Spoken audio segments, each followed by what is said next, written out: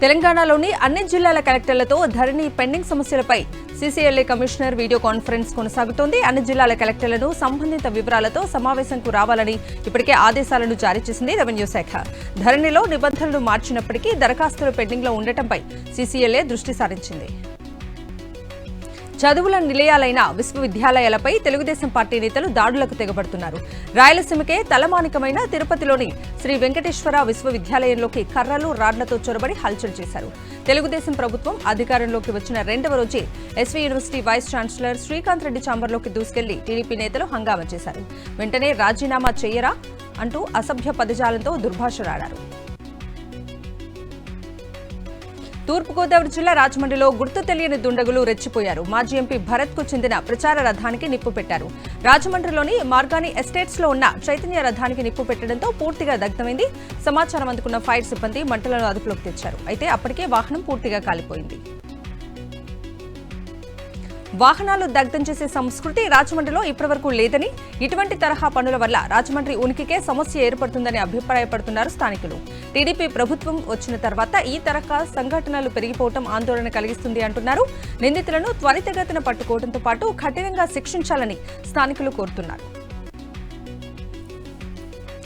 ఏపీలో టీడీపీ విధ్వంస పాలనకు అదుపు లేకుండా పోతోంది. తెలుగుదేశం నేతలు విచ్చలవిడిగా రెచ్చిపోతూ అరాచకం సృష్టిస్తున్నారు. బాపట్ల జిల్లా వేమూరు నియోజకవర్గంలో టీడీపీ నేతలు బరి తెగించారు. దివంగత నేత వైఎస్ఆర్ విగ్రహంపై పెట్రోల్ పోసి నిప్పంటించారు. భట్టిప్రోలు మండలం అద్దేపల్లి దళితవాడలో ఈ ఘటన జరిగింది. టీడీపీ నేతలు దుశ్చర్యలపై స్థానికులు మండిపడుతున్నారు.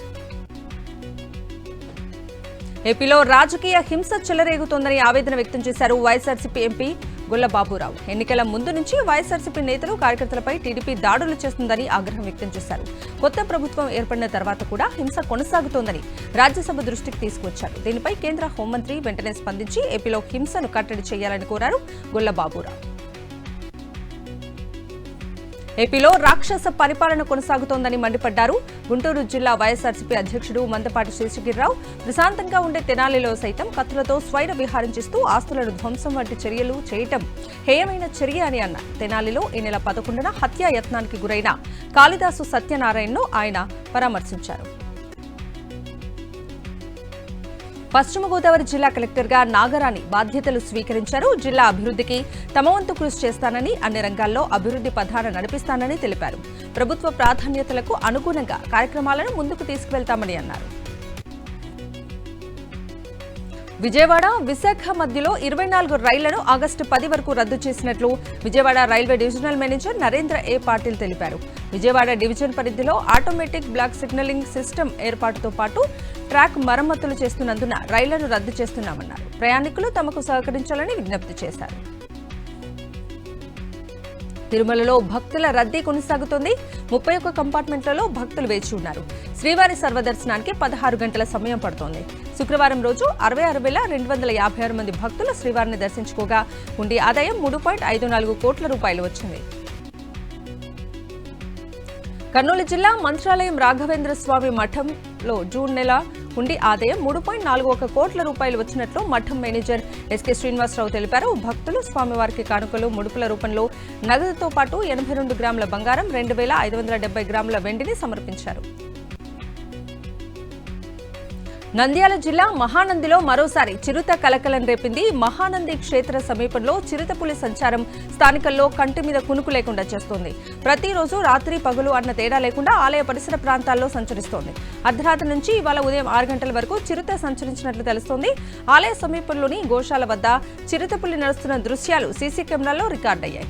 ఆలయం చింతనే ఉన్న నల్లమల్ల అడవిలో నుంచి చిరుత వచ్చినట్లు స్థానికులు చెబుతున్నారు. రంగారెడ్డి జిల్లా షాద్నగర్ అగ్ని ప్రమాద ఘటనపై విచారణ చేయాలని జిల్లా కలెక్టర్ పోలీసులకు ఆదేశించింది రాష్ట్ర ప్రభుత్వం. శుక్రవారం జరిగిన సౌత్ క్లాస్ కంపెనీలో జరిగిన ప్రమాదంలో బీహార్కు చెందిన 5 మృతి చెందగా మరో 13 మందికి తీవ్ర గాయాలయ్యాయి. బాధితులకు షాద్నగర్ ఆసుపత్రిలో చికిత్సను అందిస్తున్నారు. రంగారెడ్డి జిల్లా షాద్నగర్ అగ్ని ప్రమాద ఘటనలో కార్మికుల మృతి తనను దిగ్భ్రాంతికి గురి చేసిందన్నారు బీఆర్ఎస్ వర్కింగ్ ప్రెసిడెంట్ కేటీఆర్. మృతుల కుటుంబాలకు తన ప్రగాఢ సానుభూతి తెలిపారు. గాయపడిన బాధితులు త్వరగా కోలుకోవాలని ప్రార్థిస్తున్నారని అన్నారు. ఇలాంటి ఘటనలు పునరావృతం కాకుండా అన్ని పారిశ్రామిక ప్రాంతాల్లో విపత్తు నిర్వహణ ప్రణాళికలను క్షుణ్ణంగా సేఫ్టీ ఆడిట్ సమీక్షను వెంటనే నిర్వహించాలన్నారు. రంగారెడ్డి జిల్లా షాద్నగర్ అగ్ని ప్రమాద ఘటనపై మాజీ మంత్రి హరీష్ రావు దిగ్భ్రాంతి వ్యక్తం చేశారు. ప్రమాదంలో మృతి చెందిన కుటుంబ సభ్యులకు తన ప్రగాఢ సానుభూతి తెలిపారు. రాష్ట్రంలోని పరిశ్రమల్లో వరుసగా ప్రమాదాలు జరుగుతున్నా భద్రతా చర్యలు చేపట్టడంలో ప్రభుత్వం నిర్లక్ష్యం ప్రదర్శిస్తోందని ఆరోపించారు హరీష్ రావు. ప్రజాపాలనలో ప్రతి ఎకరాకు రైతులకు సాగునీరు అందించాలన్నదే తమ ప్రభుత్వ ధ్యేయమన్నారు తెలంగాణ మంత్రి జూపల్లి కృష్ణారావు. పాలమూరు ప్రాజెక్టు పనులు, మహాత్మాగాంధీ కల్వకుర్తి ఎత్తిపోతల పథకం పంపుల పురోగతిని ఆయన పరిశీలించారు. పాలమూరు రంగారెడ్డి ప్రాజెక్టు పనులను త్వరితగతిన పూర్తి చేయాలని అధికారులను ఆదేశించారు. మహాత్మాగాంధీ కల్వకుర్తి ఎత్తిపోతల పథకం ద్వారా ఖరీఫ్కు ప్రతి ఎకరానికి సాగునీరు అందించాలన్నారు. తెలంగాణ ఉద్యోగులను నమ్మించి నట్టేట ముంచిన కాంగ్రెస్ ప్రభుత్వం వాళ్ళ డిమాండ్లపై స్పందించకపోతే త్వరలోనే ప్రత్యక్ష కార్యాచరణకు దిగి ఉద్యమాన్ని మరింత తీవ్రతరం చేస్తామని హెచ్చరించారు బీఆర్ఎస్ నేత ఆర్ఎస్ ప్రవీణ్ కుమార్. ఆమరణ నిరాహార దీక్ష చేస్తూ గాంధీ ఆసుపత్రిలో చికిత్స పొందుతున్న నిరుద్యోగి మోతీలాల్ను ఆయన పరామర్శించారు. తెలంగాణలో డీఎస్సీ పరీక్షల నిర్వహణకు షెడ్యూల్ విడుదలైంది. తొలిసారిగా ఆన్లైన్లో పరీక్షలు నిర్వహించనున్నారు. జూలై 18 నుంచి ఆగస్టు 5 వరకు పరీక్షలుంటాయని విద్యాశాఖ తెలిపింది. మొత్తం 11,062 టీచర్ పోస్టుల కోసం 2,79,956 మంది దరఖాస్తు చేసుకున్నారు. జూలై 18న పీఈటీ, 19 నుంచి ఎస్జీటీ పరీక్షలు జరగనున్నాయి.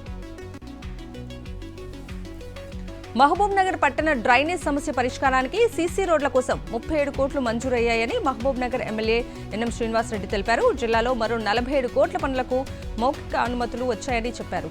గతంలో కాగితాల మీద అనుమతులు ఇచ్చారని, నిధులు మాత్రం మంజూరు కాలేదని ఆరోపించారు.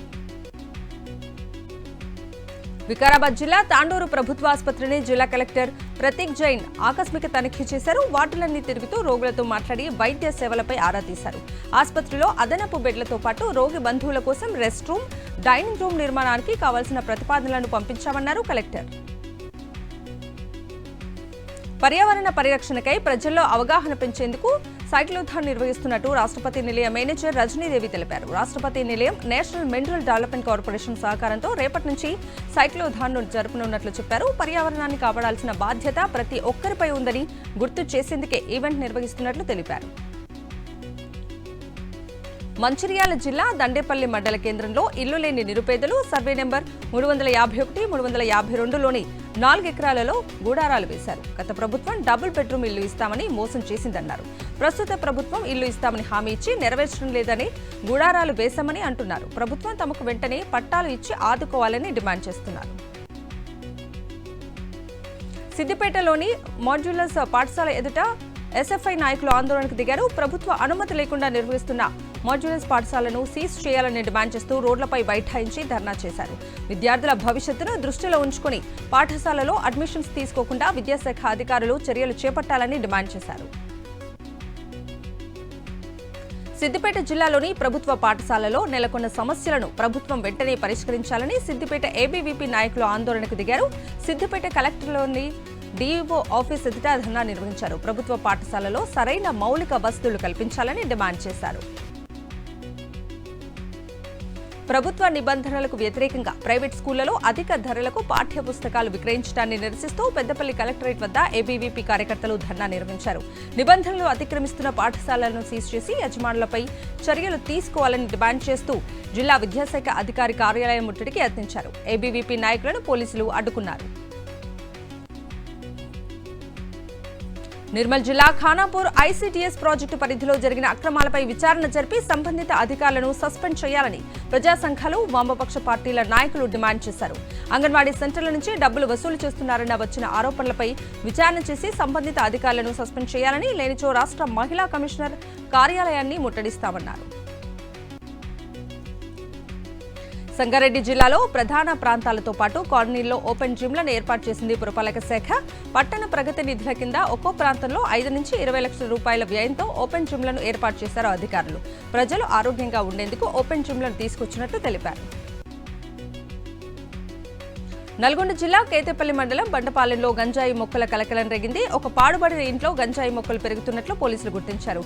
ఘటనపై కేసు నమోదు చేసిన పోలీసులు గంజాయి మొక్కలపై దర్యాప్తు చేపట్టారు. రాజన్న సిరిసిల్ల జిల్లా సిరిసిల్ల పట్టణంలో గంజాయి ముఠాను అరెస్ట్ చేశారు పోలీసులు.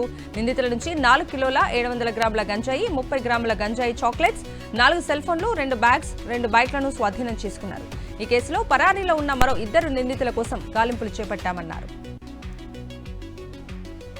ములుగు జిల్లా వాజేడు మండలం జగన్నాథపురం వై జంక్షన్ వద్ద పోలీసులు వాహన తనిఖీలు చేపట్టారు. తనిఖీల్లో భాగంగా ఒక కారులోని 3 వ్యక్తులను అదుపులోకి తీసుకున్నారు. వీరు అర్ధరాత్రి రోడ్డుపై వెళ్లే వాహనాలను టార్గెట్ చేసి వాహనదారులపై కత్తితో దాడి చేసి నగదు తీసుకుంటున్నట్లుగా గుర్తించారు. నిందితుల నుంచి కారు, ఒక కత్తిని స్వాధీనం చేసుకున్నారు. నిర్మల్ జిల్లా ఖానాపూర్ మండలం సత్తెనపల్లి గ్రామంలో అగ్ని ప్రమాదం జరిగింది. ఒక ఇంట్లో వంట చేస్తుండగా గ్యాస్ సిలిండర్ పేలి ఒక్కసారిగా మంటలు ఎగిసిపడ్డాయి. ఈ ప్రమాదంలో ఇల్లు పూర్తిగా కాలిపోయింది. సుమారు 2 లక్షల రూపాయల వరకు ఆస్తి నష్టం జరిగినట్లు బాధితులు తెలిపారు. కర్నూలు జిల్లా మంత్రాలయం మండలం కల్లుదేవకుంట సమీపంలో రోడ్డు ప్రమాదం జరిగింది. బొలెరో వాహనాన్ని ఢీకొట్టిందో లారీ. ఈ ప్రమాదంలో 8 మందికి తీవ్ర గాయాలు కాగా 2 పరిస్థితి విషమంగా ఉంది. సమాచారం అందుకున్న పోలీసులు ఘటనా స్థలానికి చేరుకుని బాధితులను ఆసుపత్రికి తరలించారు. బాధితులు కర్ణాటకకు చెందిన వారిగా గుర్తించారు. శ్రీకాకుళం జిల్లా పాతపట్నంలోని వెంకటేశ్వర స్వామి ఆలయంలో చోరీ జరిగింది. ఆలయం తలుపులు తాళాలు పగలగొట్టి గర్భగుడిలోనికి ప్రవేశించిన దుండగులు 2 కేజీల బరువు ఉండే స్వామివారి ఆభరణాలను దొంగిలించారు. హుండీ తాళం పగలగొట్టి అందులో ఉన్న నగదును ఎత్తుకెళ్లారు. ఆలయ పూజారుల ఫిర్యాదుతో సీసీ ఫుటేజ్ ఆధారంగా కేసు నమోదు చేసి దర్యాప్తు చేపట్టారు పోలీసులు. ఢిల్లీలో మరోసారి భారీ నుంచి అతి భారీ వర్షాలు కురిసే అవకాశం ఉందని వెల్లడించింది ఐఎండీ. మరో 3 రోజుల పాటు ఈదురుగాలులతో కూడిన వర్షాలు పడే ఛాన్స్ ఉందని తెలిపింది. పలు ప్రాంతాలకు ఆరెంజ్ అలర్ట్ జారీ చేసింది. ద్వారకా, పాలెం, వసంత్ విహార్, వసంత్ కుంజ్, గుర్గావ్, ఫరీదాబాద్లో పాటు మానేసర్లో మోస్తారు నుంచి భారీ వర్షాలు కురిసే అవకాశం ఉండగా ఆదివారం, సోమవారం కొన్ని ప్రాంతాల్లో ఉరుములు, మెరుపులతో కూడిన అతి భారీ వర్షాలు పడే ఛాన్స్ ఉందని తెలిపింది. ప్రజలు అత్యవసరమైతేనే బయటకు రావాలంటూ సూచించింది వాతావరణ శాఖ. ఢిల్లీ ఎయిర్పోర్ట్లో రూఫ్ కూలిన ఘటన నేపథ్యంలో కేంద్ర ప్రభుత్వం కీలక ఆదేశాలు జారీ చేసింది. దేశవ్యాప్తంగా ఉన్న అన్ని ఎయిర్పోర్ట్ల నిర్మాణాలను తనిఖీ చేయాలని భారత విమానాశ్రయాల ప్రాధికార సంస్థ ఆదేశించింది. ఇందుకు సంబంధించిన నివేదికను 2 నుంచి 5 రోజుల్లో సమర్పించాలని పేర్కొంది. Delhi Indira Gandhi international airport terminal 1 పునరుద్ధరణ పనులు కొనసాగుతున్నాయి. నిన్న భారీ వర్షానికి రూఫ్ కుప్పకూలిన ఘటనలో రిపేర్ పనులను సిబ్బంది వేగవంతం చేశారు. అయితే రూఫ్ రిపేర్ కు ఇంకా సమయం పట్టే అవకాశం ఉండటంతో టెర్మినల్ 1లో సేవలను తాత్కాలికంగా నిలిపివేశారు. దీంతో విమానాలను టెర్మినల్ 2, టెర్మినల్ 3కి మళ్లించారు. యూజీసీ నెట్ పరీక్ష కొత్త తేదీలను ఎన్టీఏ ప్రకటించింది. ఆగస్టు 21 నుంచి సెప్టెంబర్ 4 మధ్య ఈ పరీక్ష నిర్వహిస్తున్నట్లు వెల్లడించింది. ఈసారి పేపర్ విధానంలో కాకుండా కంప్యూటర్ ఆధారిత పరీక్ష నిర్వహించనున్నట్లు తెలిపింది. అమర్నాథ్ యాత్ర ప్రారంభమైంది. జమ్మూ కాశ్మీర్లోని బల్తాల్తో పాటు పహల్గామ్ బేస్ క్యాంప్ల నుంచి ఫస్ట్ బ్యాచ్ యాత్రికులు బయలుదేరారు. 52 రోజుల పాటు కొనసాగనున్న ఈ యాత్ర ఆగస్టు 19న ముగియనుంది. ఇక యాత్ర సజావుగా సాగేందుకు 3 అంచెల భద్రతను ఏర్పాటు చేసింది ప్రభుత్వం.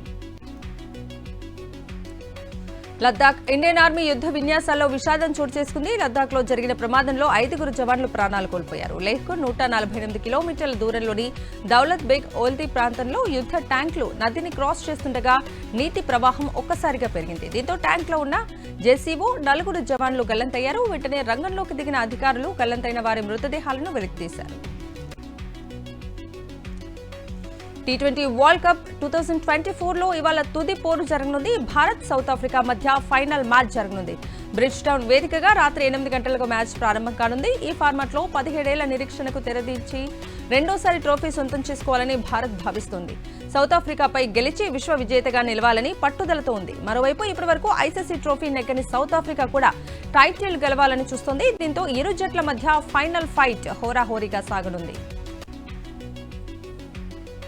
వొడాఫోన్ ఐడియా రీఛార్జ్ ధరలు 10 నుంచి 21% పెరగనున్నాయి. ఈ పెంపు జూలై 4 నుంచి అమల్లోకి వస్తుందని ఆ సంస్థ ప్రకటించింది. దీంతో ₹179 రీఛార్జ్ ప్లాన్ కి 199కి, ₹269 ప్లాన్ $299కి పెరిగింది.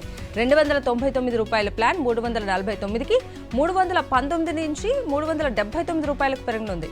ఇలా అన్ని ప్రీపెయిడ్, పోస్ట్ పెయిడ్ ప్లాన్లపై ఛార్జీల పెంపు ఉండనుంది. వాయువ్య బంగాళాఖాతంలో అల్పపీడనం ఏర్పడింది. అల్పపీడనానికి అనుబంధంగా ఆవర్తనం కొనసాగుతోంది. దీని ప్రభావంతో తెలుగు రాష్ట్రాల్లో భారీ వర్షాలు కురుస్తాయని వాతావరణ శాఖ తెలిపింది. కోస్తాంధ్ర, రాయలసీమలో 3 రోజుల పాటు వర్షాలు పడతాయని చెప్పింది. ఇక తెలంగాణలోనూ భారీ వర్షాలు కురుస్తాయని తెలిపింది.